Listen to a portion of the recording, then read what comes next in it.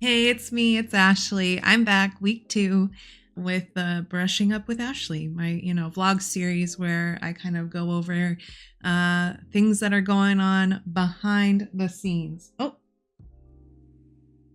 butters. Oh, okay. Um, anyways, so I am unsure exactly how I'm going to continue on with this series. If it's going to be something that's scripted, that's just train of thought, if I want to have a theme, if I don't really know. I feel like if I don't stick to a theme at the very least, that these videos could be very long, and I don't really want them to be so long because I feel like if you're interested in hearing me jabber on for hours and hear the full train of thought, stream of consciousness, that you probably should join me on my live streams. And if you're watching this today or the day it is released, it's Wednesday.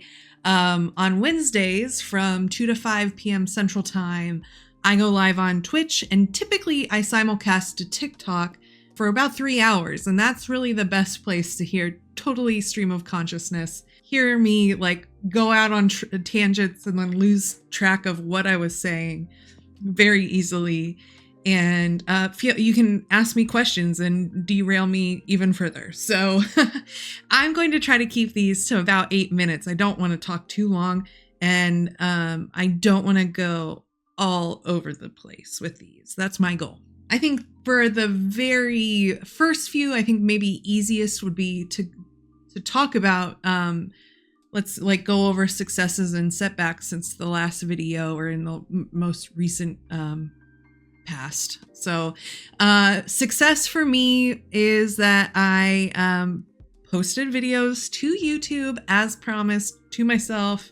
And on YouTube last week, I did both the day one vlog and the time lapse from comic cover that I did back in the fall on stream. So I was repurposing the content from Twitch over here, which is a big win in my book because, like I said, I hadn't been doing that, and I've been telling myself I wanted to. Another success is that I'm here now, even though I was like, I don't know, is my office clean? Do I look okay? Do I have to worry about the production value? I was getting really worked up and almost didn't record it, but here I am recording it now. So that's a success as well. One thing that's been coming up top of mind a lot lately is my setbacks. And I'm just going to be really honest with you. In the last 2 weeks, 3 weeks, I've had some of the worst online sales that I've ever experienced since I opened my shop in like 2015. So on Etsy, I've transitioned my Etsy shop to be primarily vintage resale. I used to have it as an art shop, but I found that just because I do a lot of fan art, a lot of other people's IP, it just got a little bit too they don't like that, and companies don't like that. That's not what I'm really upset about, but they pull them down, and so I just didn't want to have to worry about that and set myself up for any kind of maybe potential legal issues. Also, I just really like going to estate sales and thrift shops and secondhand. It's really important to me as somebody who tries to live their life fairly minimal trash or junk. Like I want to reuse and be sustainable where I can. So I was having a lot of fun going to estate sales and, like I said, secondhand shops and doing the resale thing. So it's not, again, that's not the point of this story. But for the first time ever, my bank account, the deposit in on Monday was $9.16. That means in 2 weeks, I made one sale on Etsy, which is just kind of unheard of since like I've opened it. Granted, spring and summer are always pretty slow, but never non-existent. And so, figuring out what that means, pivoting during an economy or while a platform is going through changes is something that has been top of mind and I've been working through. I don't really have an answer. I don't know what that is. I've been trying to watch some YouTube videos of people who are finding success. However, I am also hesitant to go there too often because I'm one of those people, like I talked about last week, I get caught in a loop and I could consume and consume and consume and then not ever do. So I don't want to, I'd rather learn in real time by doing than, just spending too much time consuming and researching and never actually implementing. So there's a weird balance. Right now, I don't know what the answer is, but hopefully we can work that out here. So yeah, I only made the one sale on Etsy. And on top of that, my art, if you follow along on any of my other channels, you've seen that I finished 2 new pieces of artwork. One is a dazzler inspired by a certain pop star that I share a birthday with. And 2 was a Harley Quinn, Margot Robbie from the Suicide Squad, from that scene where she's breaking out and the flowers are going everywhere and that Louis Prima song is playing. So I was very happy with the way the final product and how those portraits came out. They were colorful, they were bright. I think they captured the essence of the characters a lot.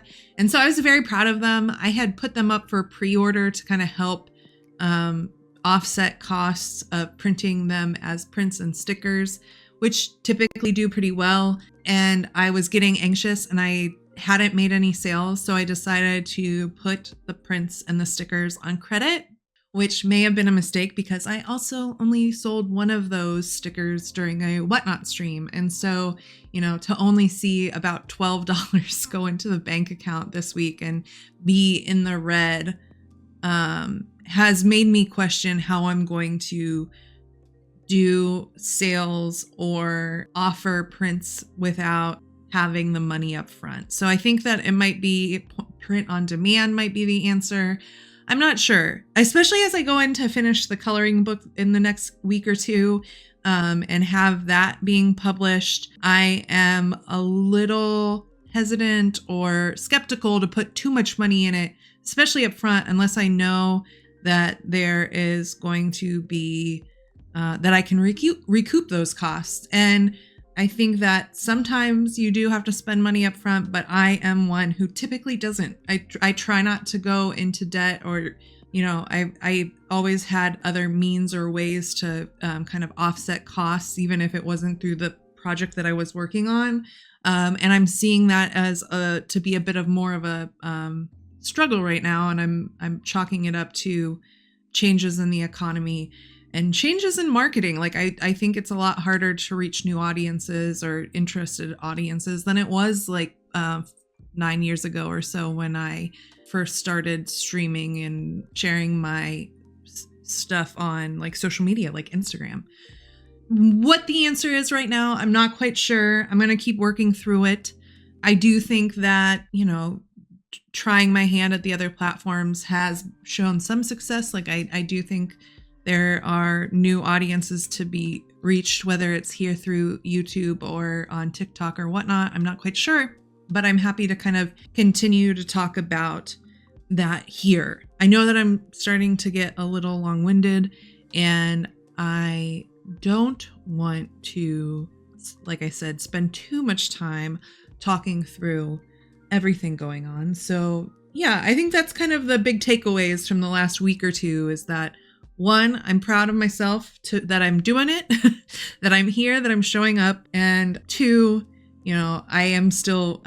despite the wins, there are quite a few setbacks. And I would say even kind of, the setbacks might kind of outnumber the wins right now, just in the sense that financially speaking, $16 is not great. So, diversifying and pivoting a little bit is going to be necessary to stay afloat. I don't want to, like I said, I've been recording for 11 minutes. I don't want to be here too long. Certainly, if this resonates with you or you have any questions or you want me to go into anything in more detail, I'm happy to.